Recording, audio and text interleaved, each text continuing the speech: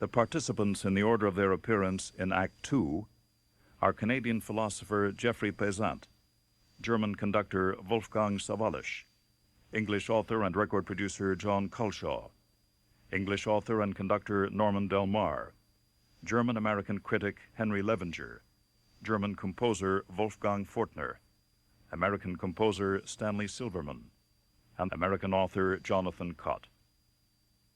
The Bourgeois Hero, Act Two.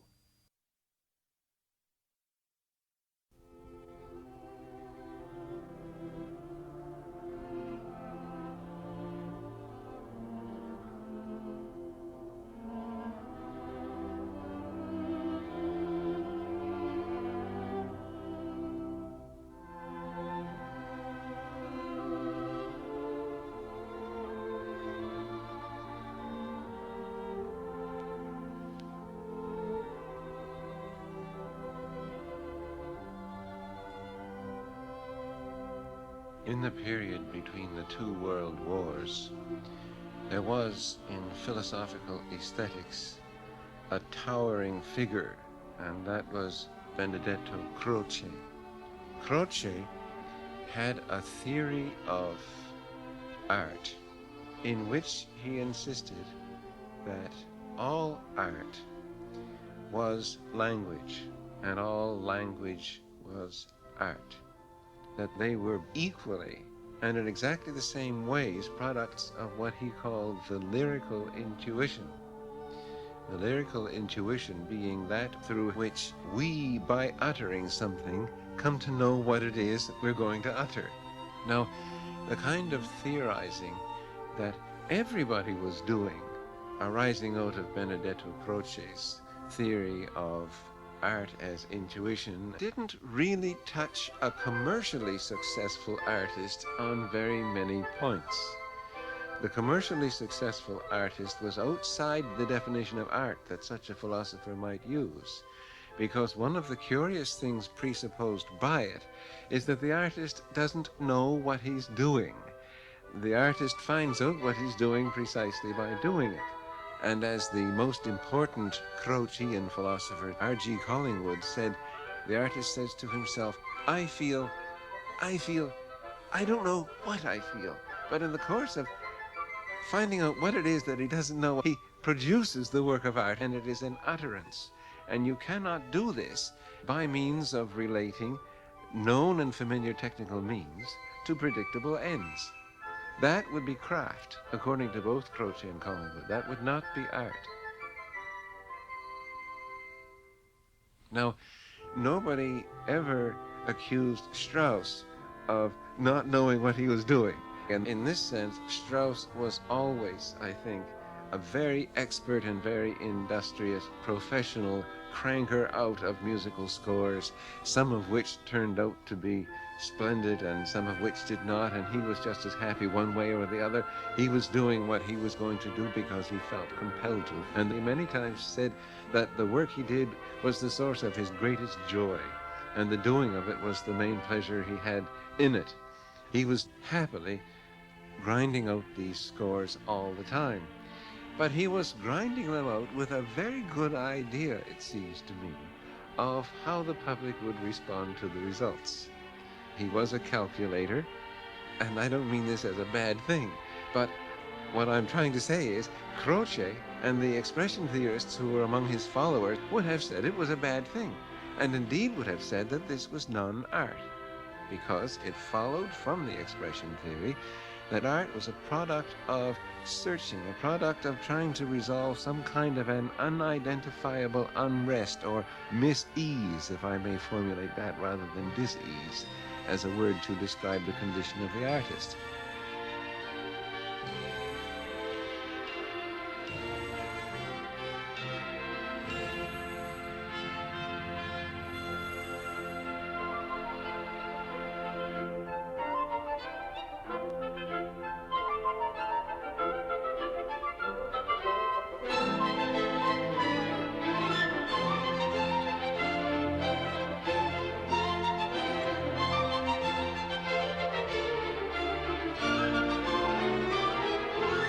I feel in this time Strauss has walked absolutely against the zeitgeist. For instance, I'm always surprised about the incredible intensity of a score like Elektra. He was able to write a score much more modern, as Debussy did, as Ravel did, and Stravinsky did in this time. But perhaps everybody knows that Richard Strauss was a businessman too. A perfect businessman.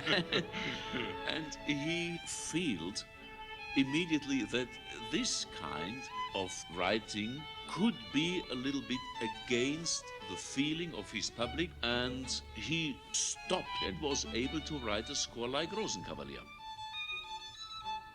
I mean really the personal engagement to write something against his time, his Umgebung. This was really exceptional.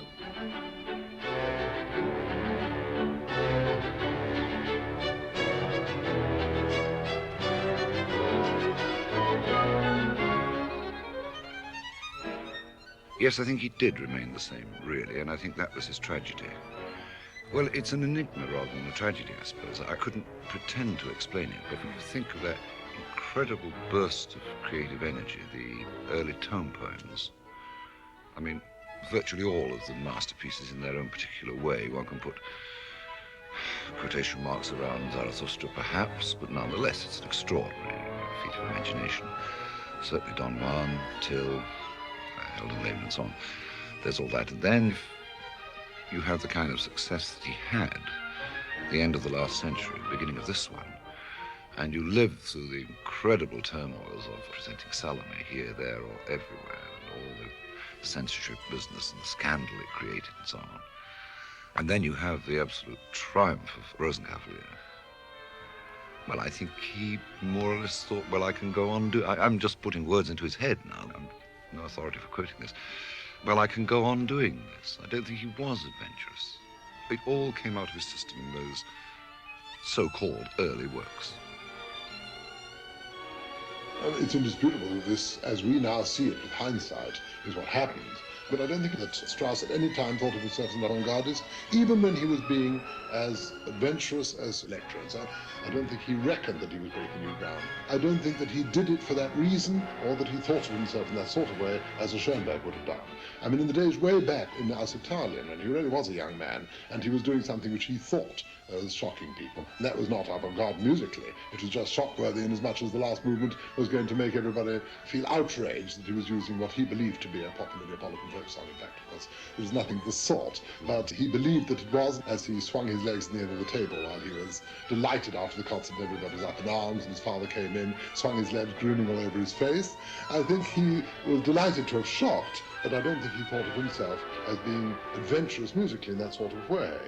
This was not part of his nature at any time, so that when he'd gone as far as he wanted to, he could quite comfortably rest on his laurels, at least technically, without belying his own nature or perhaps changing his cloak.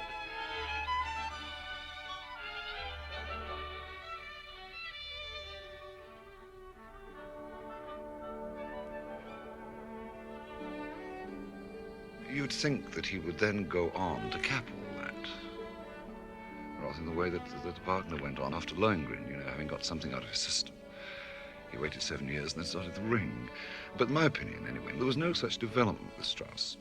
I just think that the only possible explanation is that he wanted to pursue that line, but there really wasn't any way of pursuing it. I think events just overtook him, really. Some composers really do change. Others simply mature. I mean, you can say that the D minor piano concerto is the work of a younger Brahms, the younger man, and the Fourth Symphony is mellower and more mature. It's true, but in essence and in language, they are indistinguishable. But I think this is not unique. Unless you have that funny thing inside yourself which makes you dissatisfied. I mean, in a way, it could be argued that Schoenberg in the Guru Lieder had found something so valuable, so wonderful as a style of his own. Wagnerian as it might be, it still is not Wagner. It still has its own quality. Why was it that he felt that this wouldn't do, and that you've got to break so utterly away? Well, at this time, Strauss was a great admirer of Schoenberg, and I think Strauss was terribly disappointed when Schoenberg, in Strauss's opinion, erred by going this other way with atonal music. Strauss thought that he was off his head. I mean, Strauss, we know, encouraged Schoenberg, did all he could for him at one stage in his life, but had absolutely no patience once he changed his thoughts in that sort of way, and had no point of contact with such an artist anymore. For us as young composers, it was difficult with him. He has no interest for one score of us. No? No. No interest. He has absolutely the meaning after himself. The history of music is finished. Really? Yes. With Schoenberg and Webern and so on, also with Stravinsky, was a new beginning, but he was the end of a great epoch of the last romantic time.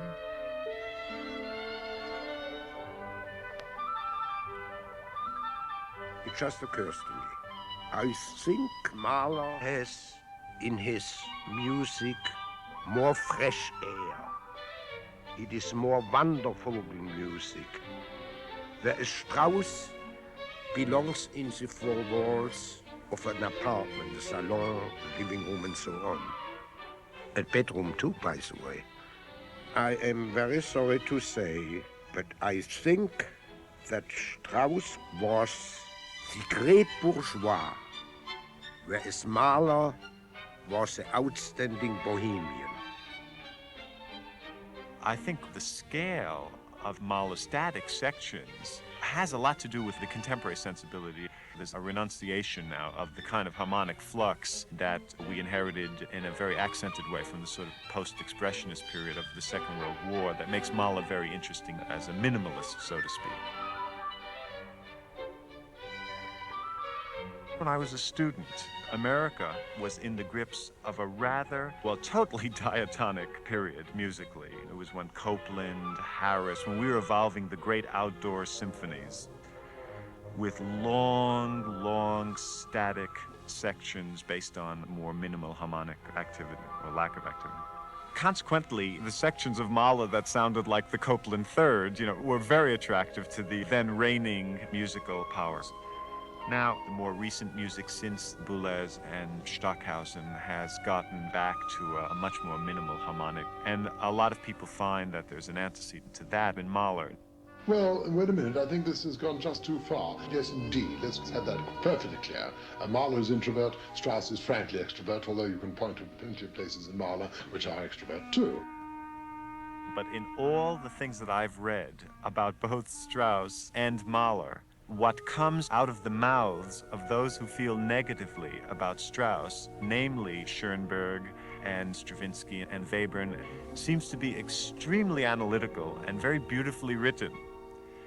Time and time again, when the name Mahler is mentioned, words like magical, amorphous, dreamlike, I get a wonderful feeling that you're a master, Gustav.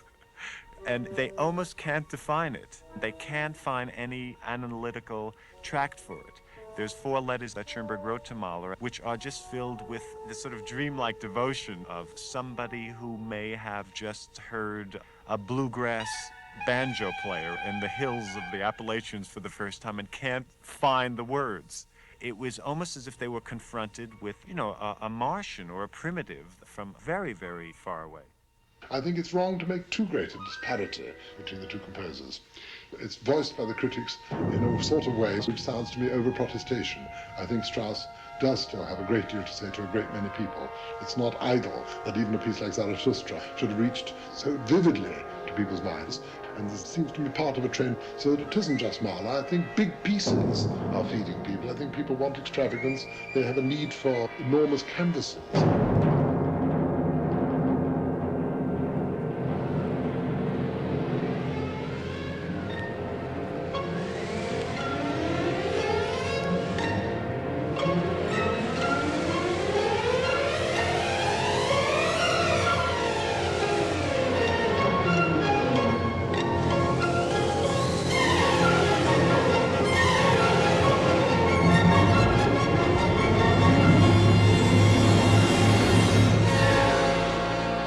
seems to me that this is a good time to talk about this kind of thing, because the confusion that occurs now with the lack of a dominant style with regard to modern music should allow people to really understand composers such as Strauss and appreciate what they were doing regardless of the kind of continuity that one would expect Western music to have.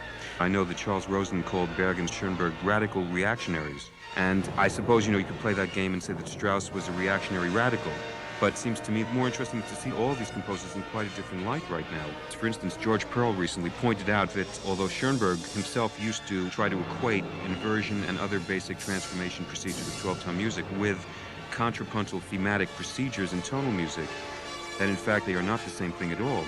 And the real contrapuntal procedures, which I think are very, very important in early 20th century music, were those of Strauss. Strauss has the richest counterpoint of all those composers. Remember, for instance, the end of Salome. No musicologist and no harmonic master can explain what this extreme intensity is. Nobody can say it's a quart sexta chord or a second quart sep chord. No, it is really one of the most exciting harmonies you can imagine, and no Stravinsky, no Bartók, nobody has written such an exciting moment. But 2 measures later, the music comes back to a relaxation, and you come back to the earth, you understand. This is one of the big mysteries of the music of Strauss, the right balance between extreme human conflicts expressed in the music and the right relaxation. He had a fantastic feeling for what is possible outside of all moderne Ströme, all modern tendencies and modern streams. You understand?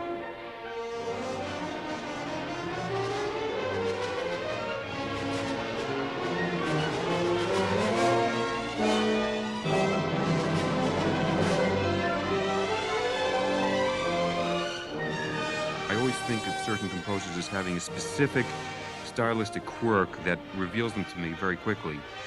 For instance, with Mahler, I think immediately of the appoggiatura. I mean, Mahler could create a whole movement out of just an appoggiatura blown up, so to speak. With Brahms, I think of 4 against 3. I think immediately of that kind of tension that Brahms gets just from some device like that. And to me, the 6/4 chord represents the ecstatic Strauss. The 6/4 chord Strauss, so to speak, is the Strauss that sort of combines all of his periods. I don't know if you agree. Richard Strauss was really an extraordinary master in the handling of quart sexta chords. It is really always a Höhepunkt, a big climax of his music. I don't know why a quart sexta chord has such a big impression for everybody. I don't know why, but it is a fact.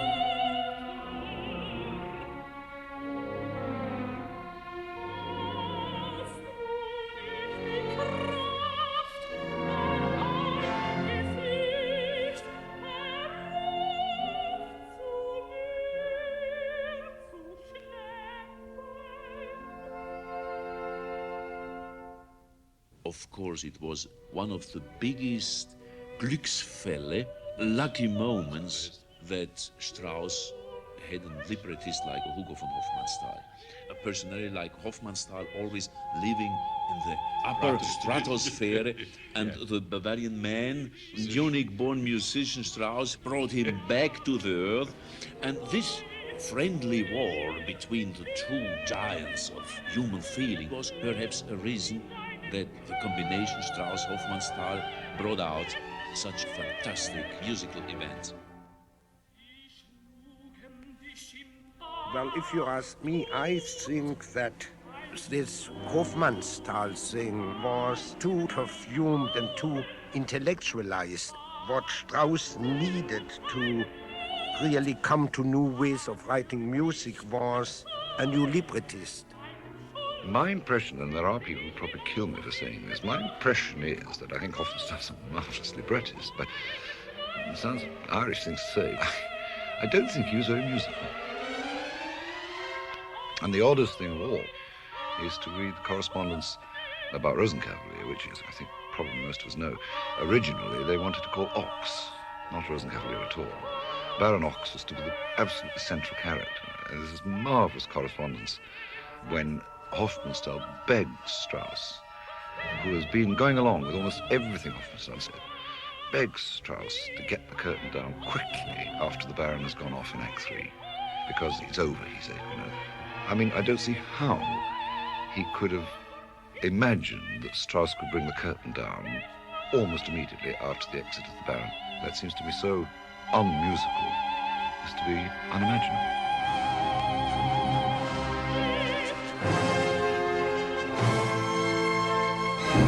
Oh no, von Hofmannsthal is somebody we're very clubby about in America.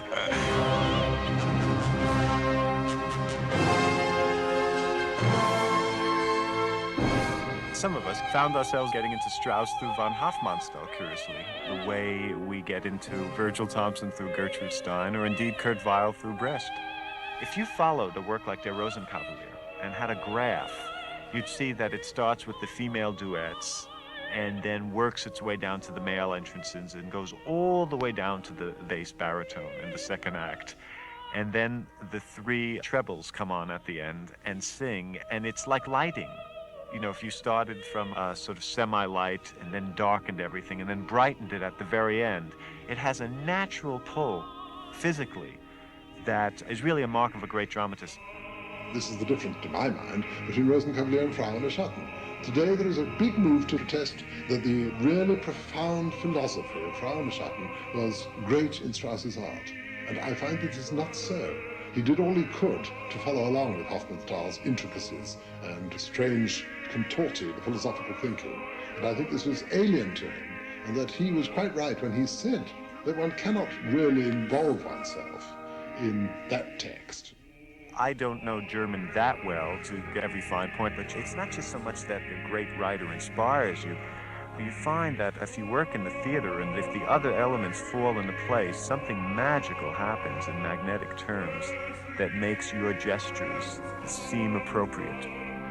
It's a third force that two good, strong collaborators can create. And it's certainly true, I think, with Strauss and von Hofmannsthal, that the third force that emerged from the conflicts in their personalities just fell into place. And there's where I will cop out and use terms people use about Mahler, that something magical happened with the convergence of von Hofmannsthal's rather deadpan, straight-ahead writing style and Strauss's richness, which didn't really ramble all over those works. In fact, one of the most beautiful things for me in the works with von Hofmannsthal is that Strauss becomes somewhat of a minimalist.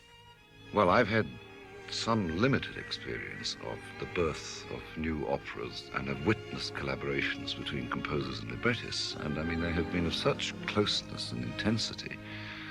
We don't even have to go to opera. I mean, I actually witnessed the birth of a musical, and there again, I mean, the collaboration between the lyric writer and the book writer and the composer. I mean, that's really been midnight oil. And yet these two, Strauss and Hofmannsthal, did it mostly by post. Very formally, very casually, bearing in mind the sort of collaboration that you expect it to be. After all, they didn't live all that far apart. The travel wasn't all that difficult. You'd have thought they'd have got together a few more times than they did, and that there would have been fewer sort of mix-ups. especially in the case of Rosenkavalier. One side is forever correcting the other side, saying, no, you've got this bit wrong or that bit wrong, and so on. All sorts of curious tangles, like the business of why do Annina and Warzaki change sides, which is never explained at all. And they didn't discover that until they'd written the whole thing, and then suddenly, why have they switched? Why are they now on Octavian's side? And then Strauss writes back, I'm quoting from memory now, and says, well, don't worry about it, the audience will latch on to it. But then they decided that wasn't good enough, so they wrote in a bit of stage business where Octavian's supposed, I think, to throw a purse towards one of them. But that sort of last-minute improvisation on the part of two such professionals is astonishing. The funny thing is, at the very beginning of their association, Hofmannsthal was wooing Strauss. Strauss chose Salome.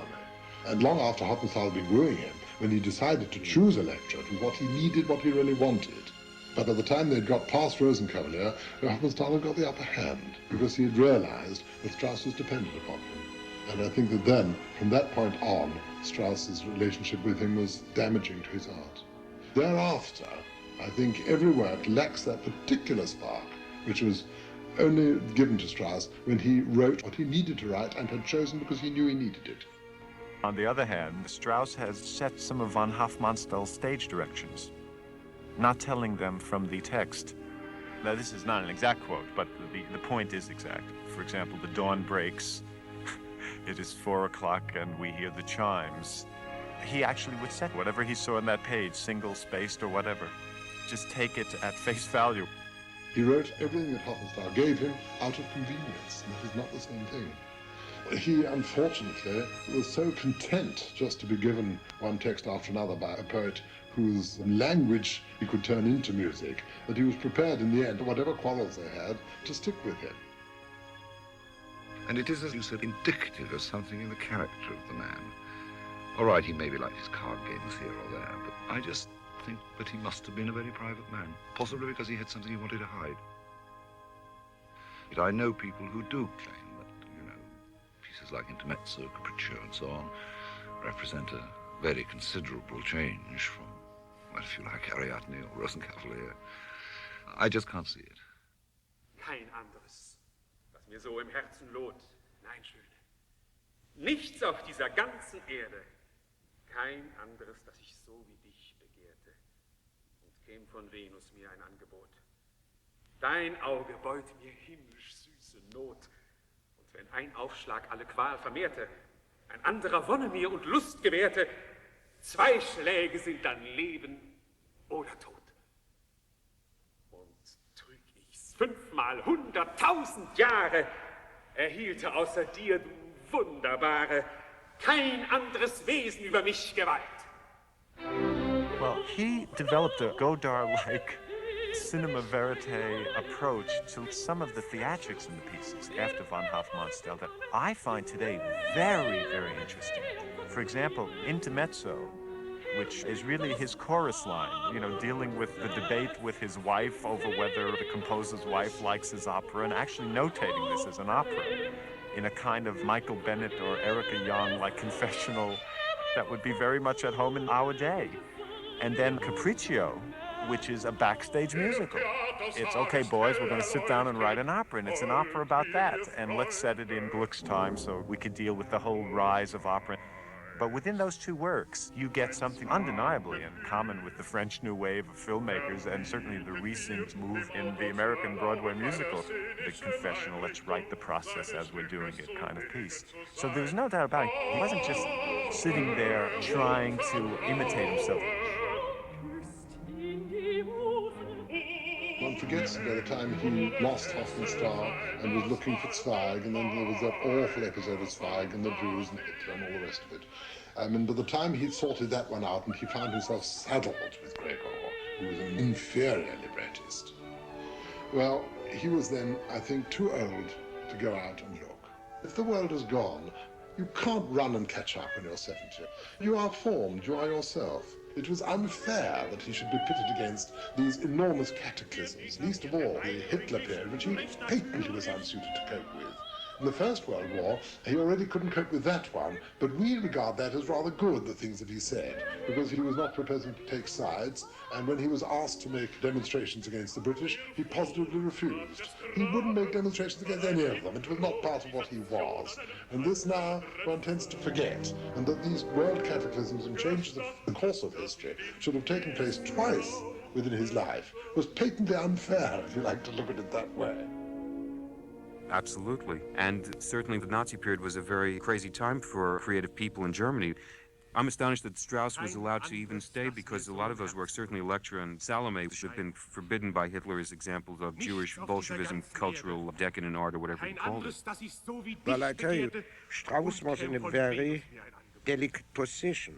Franz Strauss had married a Jewish girl from Vienna.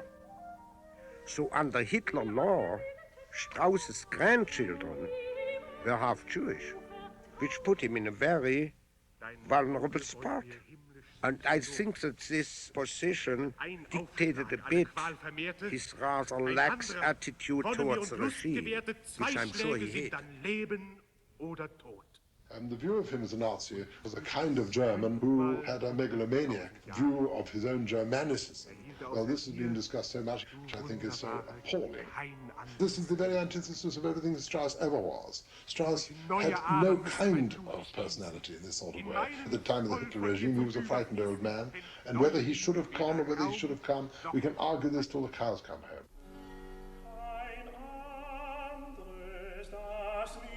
And I think he was an old man mad about opera. As they once said of Hokusai, the Japanese painter, an old man mad about painting. I understand what people think, because he opened himself up to that in the tone poems and the Alpine Symphony with some of the Nietzschean themes. But I think to try to give to Strauss a political dimension, to say that, for instance, the tone poems are specifically fascistic music, doesn't make any sense. But I certainly don't think it's wise or accurate to say that he had absolutely no responsibility for what he did at all. I don't think it's good to whitewash Strauss, to say that the man was a courageous knight in shining armor. I think he was a very weak and complacent person. How one deals with Strauss as a human being is something, separate. As a human being, Strauss has been subject to criticism, and maybe rightly so. He lived within his bourgeois boundaries and was so deeply attached that he did not think of abandoning his Garmisch-Partenkirchen home, not even as a time when he seemed hardly to exist and to work. However, the new generation should not even bother to discuss that subject. Today only, the work of Richard Strauss ought to be regarded as important. But I will say, at the risk of being controversial, that there was a bit of a gentleman's agreement. Strauss did stay in Germany during the war. So for starters, the post-war thinking in America was that he was not exactly all that great for staying there, even though later on there was evidence to show that Strauss defended Mendelssohn and refused to write a score for a production of Midsummer Night's Dream. He also defended Stravinsky. When Stravinsky's music was put on the rack by the Nazis, they considered Stravinsky a Bolshevik. Well, Stravinsky, unbeknownst to many people, had an extremely strong flirtation with fascism. Stravinsky was a big defender of Mussolini for a number of years, and actually, it should be remembered that Schoenberg himself once said either what the Germans do is music or what the French do is music, but both cannot be music. There was no one more chauvinistic about German music than Schoenberg. And I think that one could say, well, what was Josquin doing? What was Machaut doing? What was Brahms doing? You could take a look at incredible numbers of musical figures. There were always wars going on. Who knows what they were doing? What about the time of the Crusades? Music from the 100 Years' War. All the wonderful music that was performed and written during these horrendous periods. But the question finally comes down to, is there something inherently fascistic about Strauss's music? Is there such a thing as fascistic music? I mean, is Stravinsky's music fascistic? On hindsight, a lot of people could claim that it is. Certainly the gestural, aggressive attack of Stravinsky's Rite of Spring could be seen as fascistic. It's only music that's pliant and pliable and whatever. Non-fascistic. Do you see what I mean? Take the Horst Wessel song, which was obviously the famous Nazi song. A Dutch composer once told me that the Horst Wessel melody at one point earlier on had been a left-wing union song. So to me, the idea of saying whether a melody is right-wing or left-wing doesn't work. I guess I'm conservative in that sense. But Hans Eisler presented the idea that melody itself was a discovery of the 18th and 19th centuries, basically, and he equated melody with private property, which had to be protected. And then he took the idea of theme, and he made a distinction between melody and theme. It seems to me, talking about Strauss, that the distinction between melody and theme disappears. It no longer seems to be private property. It seems to infiltrate, to saturate the piece through an incredible use and development of melody that becomes transcendent.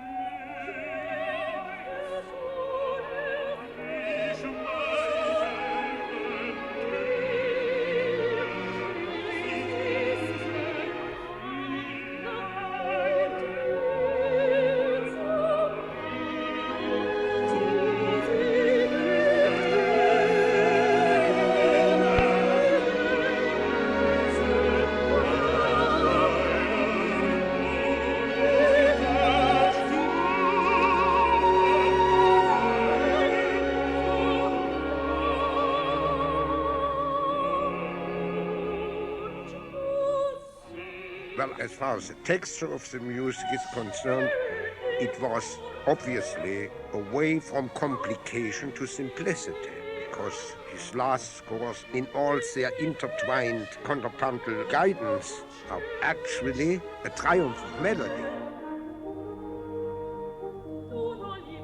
Anyway, I brought that up with regard to the idea of how one looks at a composer like Strauss at this time, because there's not very much original thought or clearing of the lenses with regard to Strauss.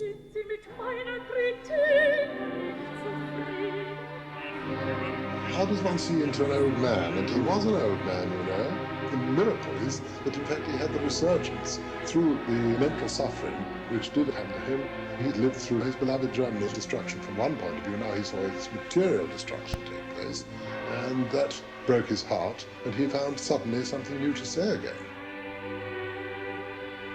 If it had not been for that, I think quite likely he would have descended and we would not have had anything more, and we would have reckoned that, as so many other composers who have started perhaps arguably a little too young and been too good too soon, your Mendelssohn type, you know, that inevitably, as he got older, in fact, he had no longer the stimulus to compose great music. You can never make enough of the distractions of fame in a long lifetime, you know. The distractions of just being so revered could have made him just try and repeat successes, whereas the seriousness that set in later on in terms of saying, hey, you know, I once had it and I think I'll do it again, makes one think if one ever really does lose technique entirely. And you talked about the bombing of his hometown, so to speak, which would certainly motivate him. It also, well, I'll get very Freudian, but didn't he have troubles in Munich early on? So I could make a whole silly death wish thing that made him guilty, but but let's forget that. If an artist lives long enough, you know, he sits down and hopefully gets serious again. And certainly the level of the late works is so high that one assumes that that's what happened. Well, you know, maybe he thought earlier he should save himself. And once he was 84, he said, now let's go. I tell you, I am not his age yet, but one gets to this point when one gets older. So that's one point, the idea that, again, things became serious for him. Indeed, he was probably cut off a lot from performances towards the end and wasn't directly writing for audiences. I think it also has to do with the crisis in tonality. I mean, it had exhausted itself, and yet here was someone who entered this world as if it were still a live medium. It's as if he was really not only bringing this music back to life, but bringing himself back to life. I don't think it's a new Strauss. I don't think it's a rebirth. It's the same Strauss, tired and sad and wistful, yes. But it is a refinding, if you like, of something to say. And so in the end, he was not expressing his own time. He was expressing really the time that he felt he belonged to. What changed, I suppose, ultimately was his nostalgic view of the time that had gone so far behind. What we then get is a nostalgic view of something that he knows no longer exists. And that's why this is, in some curious way, so devastatingly touching. because it isn't alive, it isn't real, and yet the art that he produced in respect of that backward-lookingness has got again inspiration as well as spontaneity. Yes, they are inspired, I believe, but they're a sad look back to those old days before the First World War, in a way. And they're all the more poignant because they were written when they were. I'd venture to suggest that if they had been written around 1914 or something like that, they would not perhaps have the stature that they now have. What I always admire in the work of Richard Strauss, from the beginning of his first works until the last notes written before he died, he was always Richard Strauss. He never changed his personal mind about the music. Well, I think he was true to himself. I think he did stick to what he thought he could write, quite relentlessly. But I think he just couldn't somehow cap what he had done much earlier. And the act of trying to go on doing the same kind of thing finally defeated him. To what extent he was influenced by his wife in the later years, you know, stick to what you know you can do, don't go off like these other boys like Schoenberg and so on. That may be a moot point. Anybody can say of Pauline what you want, but I must say, a half year after his death, she's also died. Ihm nach, we say in German. And he was the world of her. He was Richard Strauss, and if anybody said this is not with our time, it is against our century, he worked for himself, not to write something to explain himself and to say the other cannot understand my music, but I am the big composer, and 100 years later you will understand. Now 100 years later is absolutely without any sense for anybody. Indeed. I don't believe that in 100 years' time people will think at all, as some may now, that his music was not of its time. I don't think it'll matter. And as for posterity, I can't believe that he hasn't made a very big scratch on the surface of musical history. He's a major figure. I was going to say of the 19th century, but I have to say, to be fair, major figure of the 20th century, I believe he really is. In 1957, an American scholar, Leonard B. Meyer, claimed that music derives not only its meaning, but its affective or emotional power from the manner in which, as it progresses, it creates in us certain expectations. And from habituation, we come to know that at a particular moment in the music, a particular other thing is likely to follow with a specifiably measurable degree of probability. In other words, something like what the information theorists around the same time were talking about is what goes on in music, that the degree of meaning is proportional to the degree to which resolutions are unexpected. Now, it seems to me that when we think of the lifetime's output of Richard Strauss, that he knew what Meyer eventually got around to saying in the 1950s when he was in his late teens, and that his output showed the varying degrees of energy and enthusiasm with which he was able to exploit his bad word, but was able to incorporate some such notion of why we attend to music, in what manner we attend.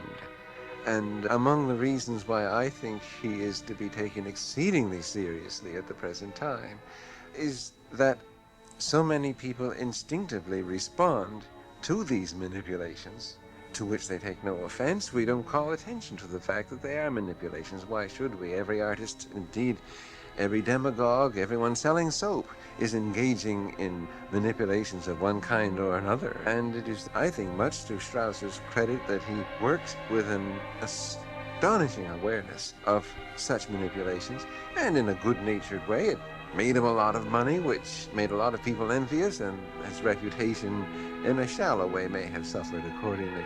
But he has left us a magnificent corpus of music, which perhaps now we can see through. Why should we not? That seems a respectful thing to do with that music. It doesn't mean that we can't enter into it.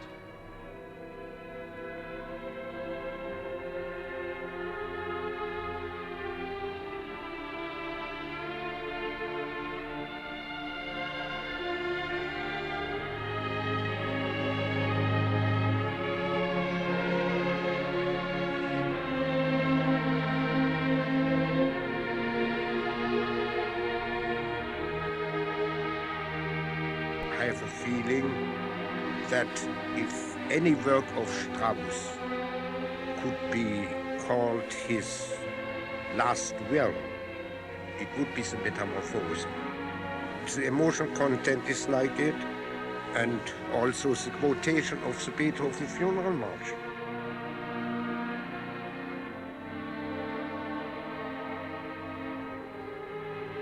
I would say Metamorphose is one of the great works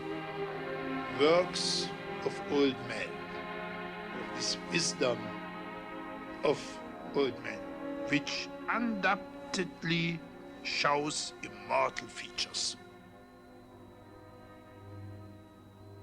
He always gives for me the impression in his last works that he was prepared and ready to die. And we know in his own brief letters to friends, he sometimes spoke about this problem. He spoke about death, but not in a sense of anxiety he was absolutely clear in his fantastic head that he had done for the world a lot of very important works, but now he was ready to finish these works, and these works will remain, I say, if you understand this word, till to the eternity.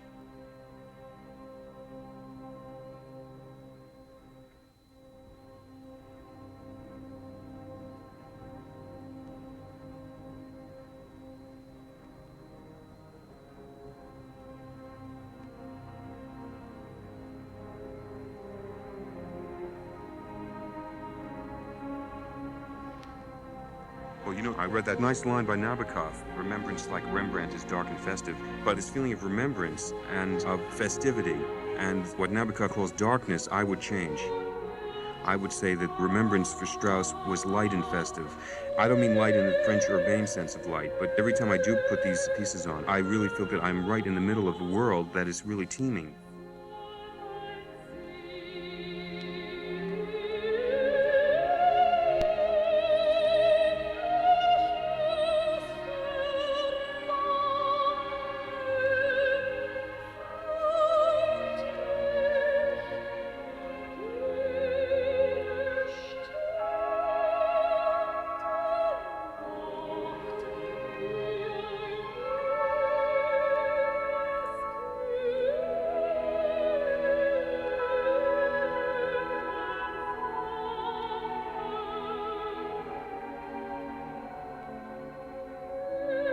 Nabokov had to give up Russia and his Russian language, and he wrote the following: "Beyond the seas where I have lost scepter, I hear the neighing of my dappled nouns, soft participles coming down the steps, treading on leaves, trailing their rustling gowns." And when I think of the last works of Strauss, I get a feeling not so much of nostalgia in terms of the past language, the past techniques, the past world of tonality, but of someone who just really became very Shakespearean in the sense that he could bring together many parts of himself and of Western music. I think he rose to become the true king of an important strain of Western music in this century, and was able to get his scepter back the way Nabokov talks about it.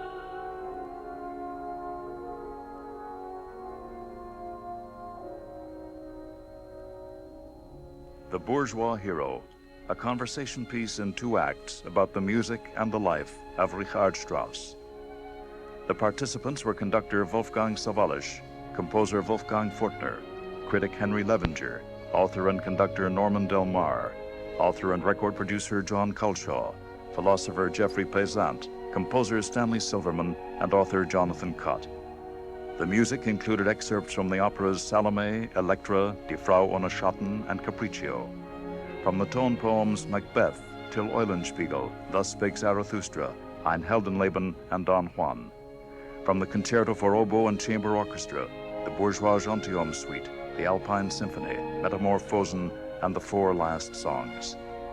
The program was produced in association with the Canadian Broadcasting Corporation by Glenn Gould, who was assisted in Munich by Jürgen Meyer-Josten and in London by Paul Myers. Technical supervision was by Thomas Shipton, assisted by Raymond Falsick, Donald Logan, Marlene Shiwaga, and John Jessup. I'm Harry Manis.